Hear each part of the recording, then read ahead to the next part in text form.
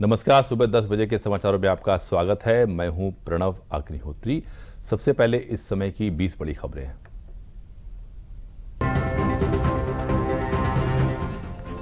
Italy पहुंचे प्रधानमंत्री Narendra Modi G7 के आउटरीच में होंगे शामिल। आर्टिफिशियल इंटेलिजेंस, ऊर्जा, अफ्रीका और भूमध्य सागर पर होगा फोकस।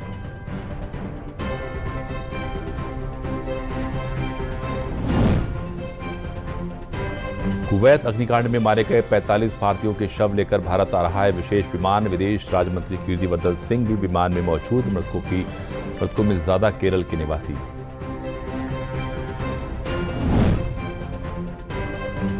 शराब घोटाले के आरोपी अरविंद केजरीवाल की जमानत पर आज निचली अदालत में होगी सुनवाई। वहीं स्वाति मालीवाल केस में विभव कुमार की जमानत पर भी आज हाईकोर्ट में होगा फैसला।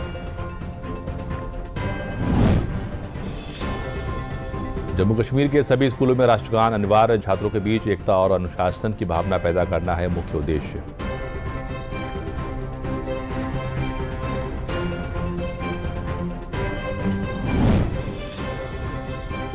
नीट यूजी में शामिल 1563 छात्रों के ग्रेस मार्क्स रद्द करने और इन छात्रों की नई सिरे से परीक्षा कराने के फैसले के बाद एनटीए ने सभी छात्रों की फिर से रैंकिंग जारी करने का निर्णय लिया है।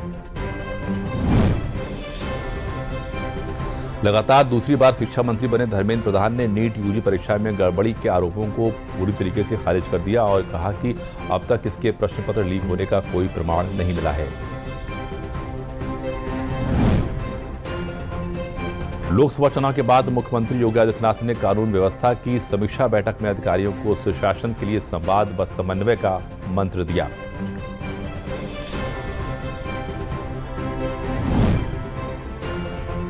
यूपी पुलिस के दागी पुलिसकर्मियों पर बड़ी कार्रवाई शुरू हो गई है। आगरा में 2 दिन के अंदर 12 दरोगा, 6 मुंशी सहित 55 पुलिसकर्मियों को निलंबित कर दिया गया है।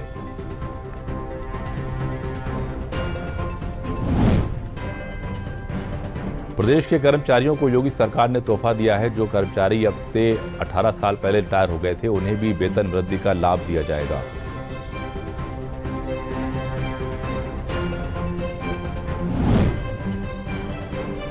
सीएम योगी ने वरिष्ठ अधिकारियों के साथ ऑनलाइन समीक्षा बैठक की। कहा कि 16 जून को गंगा दशहरा, 17 जून को बकरीद, 18 जून को ज्येष्ठ माह के मंगल और 21 जून को अंतर्राष्ट्रीय योग दिवस का आयोजन है। यूपी को अब देश का सूचना प्रौद्योगिकी हब बनाने की तैयारी है। विप्रो, टीसीएस, माइक्रोसॉफ्ट व आईआईटी कानपुर व आईआईएम लखनऊ इसके लिए मिलकर एक साथ रोड मैप तैयार करेंगे।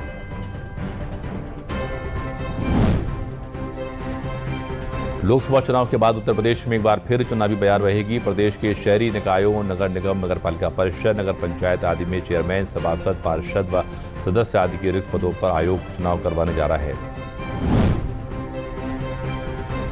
उत्तर प्रदेश में पशुधन एवं पशुपालन विभाग 1747 अलग अलग पदों पर निकालेगा भर्तियां। पशुधन मंत्री धर्मपाल सिंह ने दी जानकारी। कहा, प्रदेश की अर्थव्यवस्था को 1 ट्रिलियन पर पहुंचाने में मदद करेंगी ये भर्तियां। हापुड़ में दिन का चढ़ रहा मौसम का पारा। लू से सड़कों पर यातायात पुलिसकर्मियों को राहत देने के लिए उन्हें दिए गए एसी हेलमेट।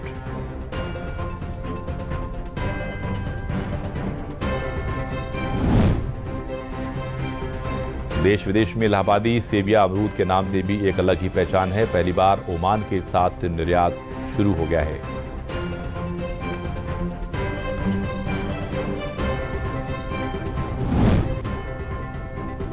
प्रदेश में 10वें अंतर्राष्ट्रीय योग दिवस मनाने की तैयारियां जोरों पर हैं, जिसको लेकर अलग अलग जिलों में लग रहे हैं योग शिविर। स्कूल और कॉलेजों को भी शामिल करके जन जन तक योग को पहुंचाने का हो रहा है प्रयास। 69,000 शिक्षक भर्ती में विभिन्न विसंगतियों के कारण नौकरी पाने से वंचित रहे अभ्यर्थियों ने सपा प्रदेश मुख्यालय पर पार्टी अध्यक्ष अखिलेश यादव से मुलाकात की है।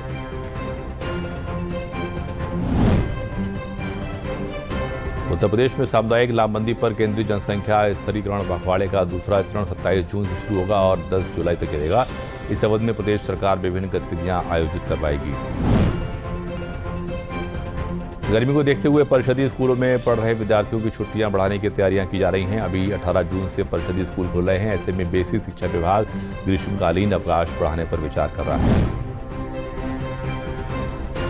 प्रदेश में बिजली की मांग 30,000 मेगावाट पार करते हुए एक बार फिर नया रिकॉर्ड कायम किया है। 12 जून की रात 10 से 11 बजे के बीच 35 मिनट तक 30,240 मेगावाट बिजली आपूर्ति की गई। और अब समाचार विस्तार से। लगातार तीसरी बार प्रधानमंत्री पद के तौर पर कामकाज संभालने के बाद प्रधानमंत्री नरेंद्र मोदी पहले आधिकारिक विदेश दौरे पर इटली गए हैं। यहां प्रधानमंत्री G7 के आउटरीच सत्र में भाग लेंगे। इस सत्र में आर्टिफिशियल इंटेलिजेंस, ऊर्जा, अफ्रीका और भूमध्य सागर पर ध्यान केंद्रित किया जाएगा।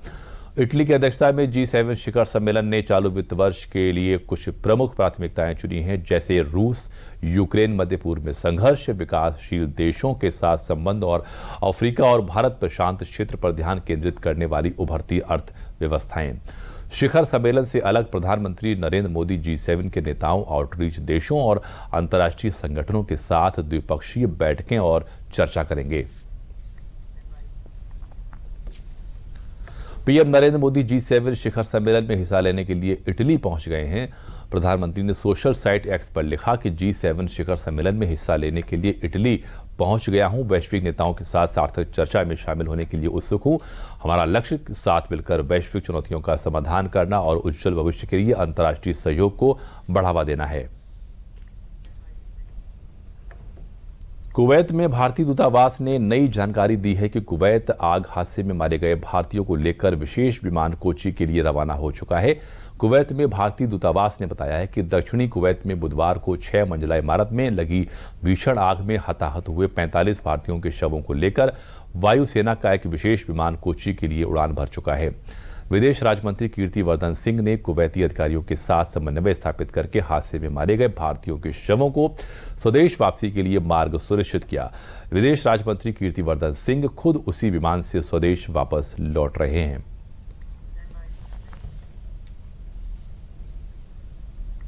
जम्मू कश्मीर के स्कूल शिक्षा विभाग ने केंद्र शासित प्रदेश के सभी स्कूलों को सुबह की सभा की शुरुआत राष्ट्रगान के साथ करने का निर्देश दिया है।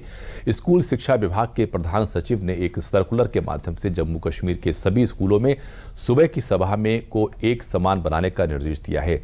बुधवार को जारी सर्कुलर में कहा गया कि मानक प्रोटोकॉल के अनुसार सुबह की सभा की शुरुआत राष्ट्रगान से होनी चाहिए। विभाग ने कहा कि सुबह की सभाएं छात्रों के बीच एकता और अनुशासन की भावना पैदा करने में अमूल्य अनुष्ठान साबित हुई है। विभाग ने अतिथि वक्ताओं को आमंत्रित करने व पर्यावरण के बारे में जागरूकता पैदा करने और नशीली दवाओं के खतरे के खिलाफ कदमों को भी स्कूलों को सुबह की सभाओं में शामिल करने का सुझाव दिया है। समाचारों में वक्त है एक छोटे से विराम का।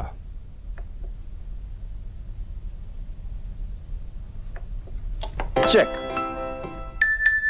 जाना पड़ेगा। अरे गेम छोड़ के 1 महीना हो गया कंप्लेंट किए हुए, बैंक रिफंड ही नहीं कर रहा है। कंप्लेंट करनी है। अरे बैठिए बैठिए, यहीं से कर लीजिए आरबीआई के ओम्बुड्समैन को। कैसे? आरबीआई अधिकृत बैंक, एनबीएफसी या डिजिटल लेन देन के जितने भी प्लेटफॉर्म्स हैं, उनकी शिकायत आप कर सकते हैं घर बैठे बैठे। आरबीआई के सीएमएस पोर्टल पर। ये हो गया चेकमेट।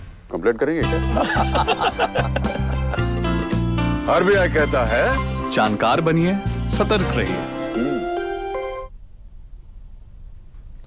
मुख्यमंत्री योगी आदित्यनाथ ने अपने सरकारी आवास पर वीडियो कॉन्फ्रेंसिंग के माध्यम से आगामी पर्व एवं त्योहारों के दृष्टिगत सुदृढ़ कानून व्यवस्था व श्रद्धालुओं की सुविधाओं के संबंध में शासन स्तर के वरिष्ठ अधिकारियों के साथ पुलिस कमिश्नरों, मंडलायुक्तों, जिलाधिकारियों व वरिष्ठ पुलिस अधीक्षक, पुलिस अधीक्षकों द्वारा की जा रही तैयारियों की समीक्षा की आवश्यक दिशा निर्देश दिए।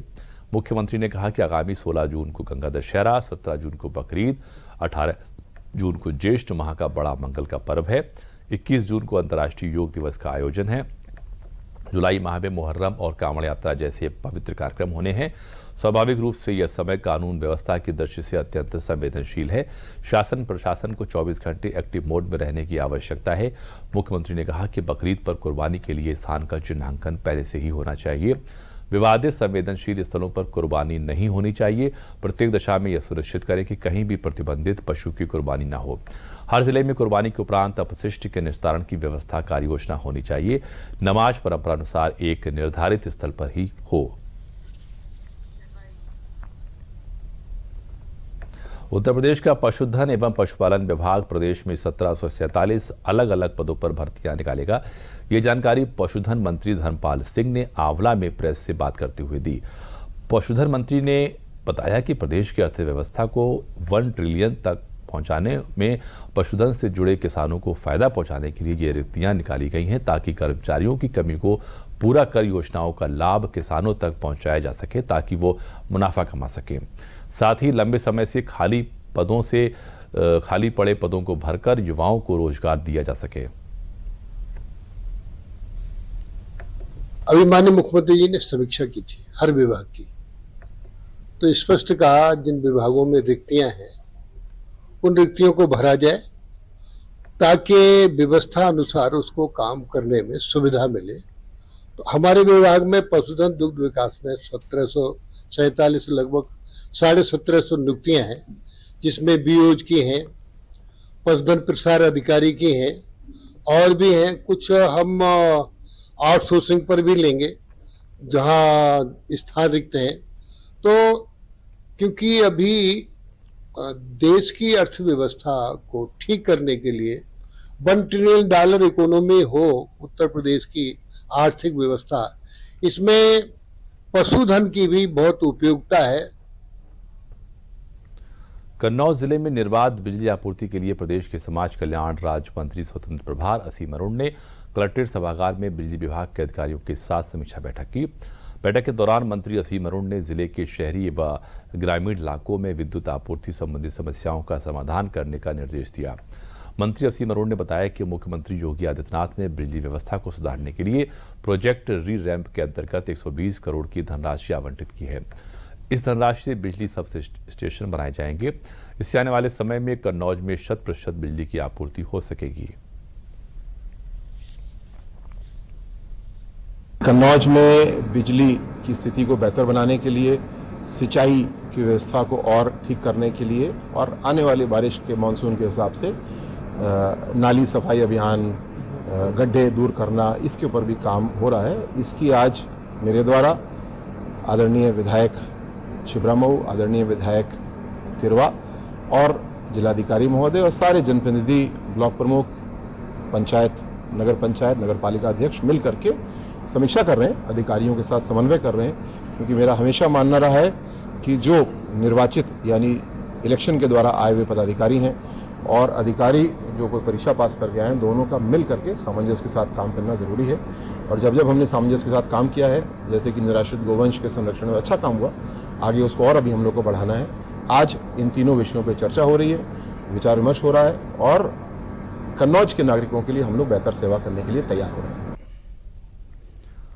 राष्ट्रीय स्वयंसेवक संघ के सरसंघ चालक मोहन भागवत 12 जून को गोरखपुर के 5 दिवसीय दौरे पर पहुंच रहे हैं। यहां पर वे 5 दिवसीय प्रवास पर आए हुए हैं। गोरखपुर के मानीराम चियोटा स्थित सरस्वती विद्या मंदिर पब्लिक स्कूल में 4 प्रांत, कानपुर प्रांत, अवध प्रांत, काशी प्रांत और गोरक्ष प्रांत के कार्यकर्ता विकास वर्ग प्रथम और संघ शिक्षा वर्ग प्रथम वर्ष विशेष में स्वयंसेवकों को बौद्धिक ज्ञान देंगे।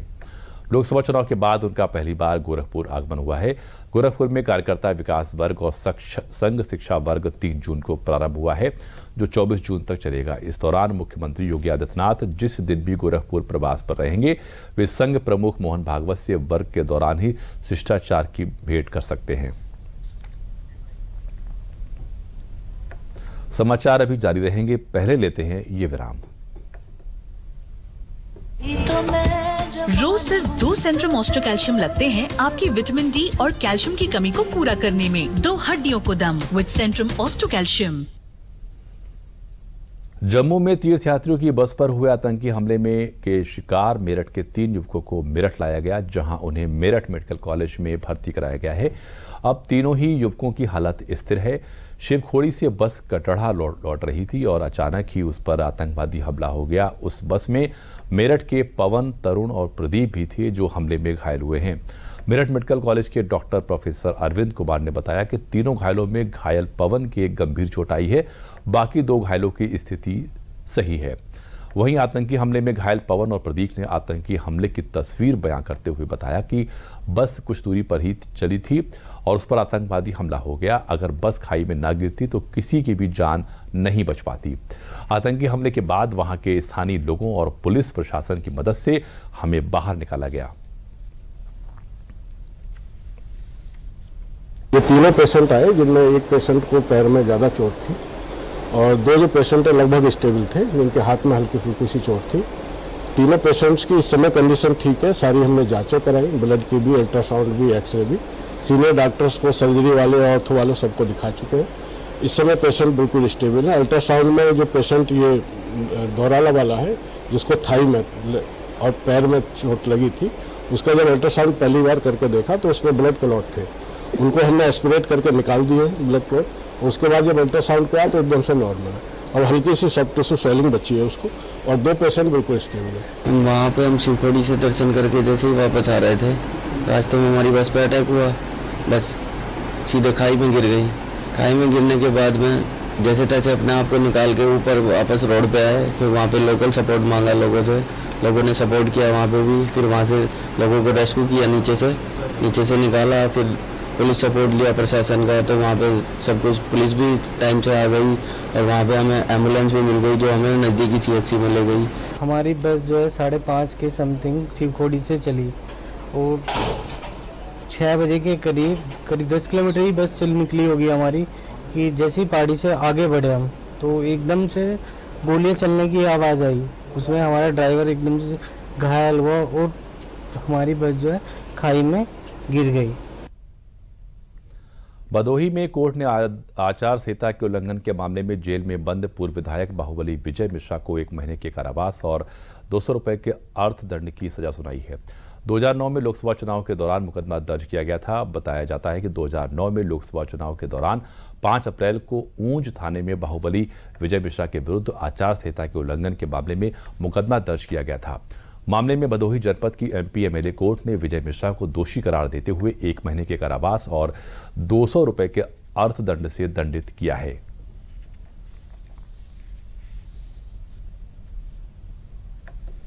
दो 2009 में लोकसभा चुनाव के दौरान पूर्व विधायक विजय मिश्र द्वारा आचार संहिता के उल्लंघन के मामले में मुकदमा न्यायालय अपर जज सिविल जज सीनियर डिवीजन श्रीमती साधना गिरी के कोर्ट में विचाराधीन था।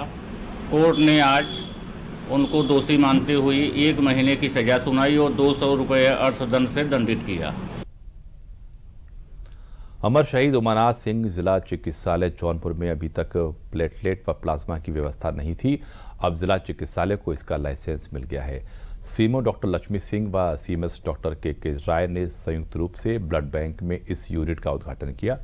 मुख्य चिकित्सा अधीक्षक डॉक्टर के राय ने कहा कि इसका लाइसेंस मिलना जिला चिकित्सालय के लिए बहुत ही खुशी की बात है। इसके लिए बहुत दिनों से प्रयास किया जा रहा था। सीएमओ डॉक्टर लक्ष्मी सिंह ने कहा कि अब चिकित्सालय में भर्ती मरीजों एवं निजी चिकित्सालय को ब्लड बैंक से संबंधित किसी प्रकार की कोई समस्या नहीं होगी। अब किसी भी मरीज की जान प्लेटलेट एवं प्लाज्मा की कमी से नहीं जाएगी।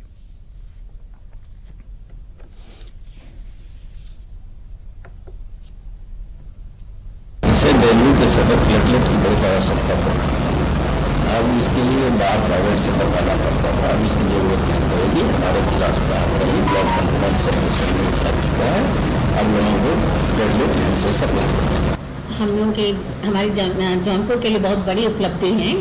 आप लोगों की बहुत शिकायत होती थी प्लेटलेट्स नहीं मिल रहा है जिला अस्पताल में, तो इस साल ये बहुत सौभाग्य है कि हम लोगों के पास ब्लड कंपोनेंट सेपरेशन यूनिट आ गया है। आप सब देख चुके हैं, डेमोन्स्ट्रेशन भी हो चुका है। तो हम लोग ब्लड से हम लोग सेपरेट करते हैं प्लाज्मा, एंड प्लाज्मा से हम लोग प्लेटलेट सेपरेट करते हैं। तो हम लोग की शेल्फ लाइफ भी, जैसे प्लाज्मा के लिए हम लोग तो 1 साल तक रख सकते हैं, आप लोग विशेष देख चुके हैं ऑलरेडी। एंड प्लेटलेट्स हम लोग 4 से 5 दिन रख सकते हैं। एंड ब्लड हम लोग ऑफकोर्स हम लोग 42 डेज तक हम लोग रख सकते हैं। इटावा सफारी पार्क के दिवंगत बब्बर शेर ममन की द्वितीय पुण्यतिथि मनाई गई, क्योंकि बब्बर शेर मनन के बच्चों के कारण इटावा सफारी पार्क को लाइन सफारी का दर्जा प्राप्त हुआ है। उसे पूर्व के सभी शावकों की मृत्यु हो गई थी। इस मौके पर बब्बर शेर ममन के चित्र पर पुष्प अर्पित किए गए तथा सफारी पार्क प्रशासन द्वारा बब्बर शेर मनन की याद में एक वट वृक्ष का रोपण किया गया। बब्बर शेर मनन की स्मृतियों, उसके द्वारा प्रयोग किए गए सम्मान को लेकर एक संग्रहालय की स्थापना भी की गई, जिसका अनावरण सफारी पार्क के निदेशक डॉक्टर अनिल कुमार पटेल ने किया। इसके उपरांत इटावा सफारी पार्क के निदेशक द्वारा मनन सभागार में मनन की स्मृति पर बनी फिल्म एवं यादों के संकलन को साझा किया गया।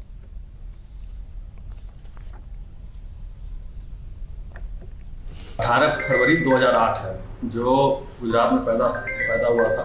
उसके बाद इसको अप्रैल 2014 में यहाँ इटावा सफारी पार्क में लाया गया था और सबसे बढ़िया ये लाइन इस सफारी का है और इस सफारी का था और सभी मैक्सिमम जितने भी यहाँ पे लाइन हैं सब उसी के जो है संतान हैं।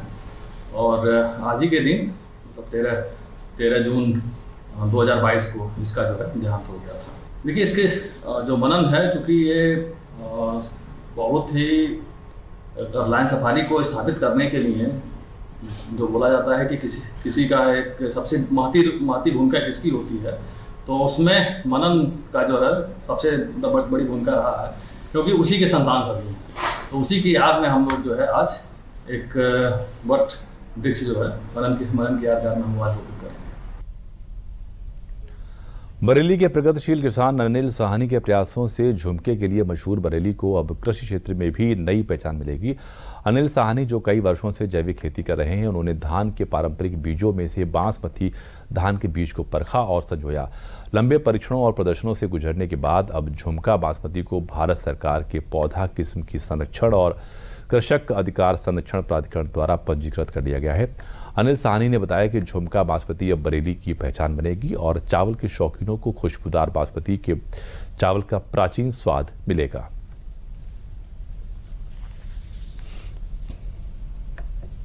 सन 2010 में हमने जैविक खेती का अपना ये जो प्रोजेक्ट है इसको शुरू किया था और उसके शुरुआत से ही एक चीज़ मन में थी कि हम अपने जो हमारे यहाँ के जो ग्राहक हैं उनके लिए ऐसा उत्पाद दें जो कि प्योर हो, जिसमें कोई केमिकल्स ना हो और जिसका न्यूट्रिशन बहुत अच्छा हो, पौष्टिक हो जो।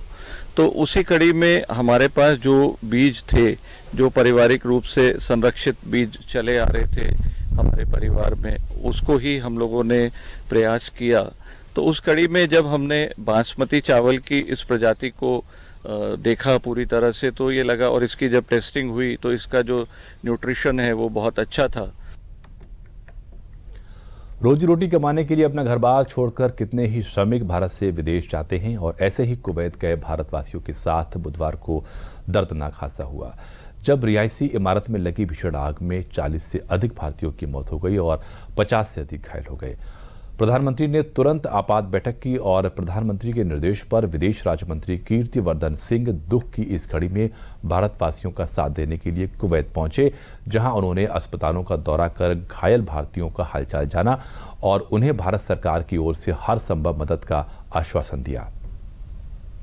दक्षिणी कुवैत के मंगफ शहर में बुधवार को 6 मंजिला इमारत में लगी भीषण आग में हताहत हुए भारतीयों की मदद के लिए न सिर्फ कुवैत सरकार बल्कि भारत सरकार भी एक्शन मोड में काम कर रही है। प्रधानमंत्री नरेंद्र मोदी के निर्देश पर विदेश राज्य मंत्री कीर्तिवर्धन सिंह कुवैत पहुंचे। उन्होंने कुवैत के जाबेर अस्पताल और मुबारक अल कबीर अस्पताल का दौरा कर हादसे में घायल भारतीयों का हालचाल जाना। उन्होंने भारत सरकार की ओर से हर संभव मदद का आश्वासन दिया। उन्होंने भारतीयों की अच्छी देखभाल करने के लिए अस्पताल के अधिकारियों, डॉक्टरों और नर्सों की सराहना की। विदेश राज्य मंत्री कीर्तिवर्धन सिंह ने कुवैत के विदेश मंत्री अब्दुल्ला अली अल याहिया से भी मुलाकात की। कुवैत के विदेश मंत्री ने दुखद दुर्घटना पर संवेदना व्यक्त की और हादसे में मारे गए भारतीयों के पार्थिव शरीर की शीघ्र स्वदेश वापसी, घायलों की चिकित्सा और दुर्घटना की जांच में पूर्ण सहयोग का भरोसा दिया। विदेश राज्य मंत्री कीर्तिवर्धन सिंह ने कुवैत सरकार द्वारा दिए जा रहे सहयोग के लिए आभार जताया। उन्होंने कहा कि मृतकों की पहचान होते ही वायुसेना का विमान भारतीयों के शवों को वापस ले जाने के लिए तैयार है। विदेश राज्य मंत्री कीर्तिवर्धन सिंह ने कुवैत के उप प्रधानमंत्री शेख फहद यूसुफ सऊद अल सबा से भी मुलाकात की। कुवैत के उप प्रधानमंत्री ने बताया कि महामहिम अमीर ने सभी आवश्यक सहायता और सहयोग सुनिश्चित करने के निर्देश दिए हैं। विदेश राज्य मंत्री ने कुवैती अधिकारियों द्वारा प्रदान की जा रही सक्रिय सहायता के लिए कुवैत के नेतृत्व को धन्यवाद दिया। और इसी के साथ समाचार समाप्त हुए। नमस्कार।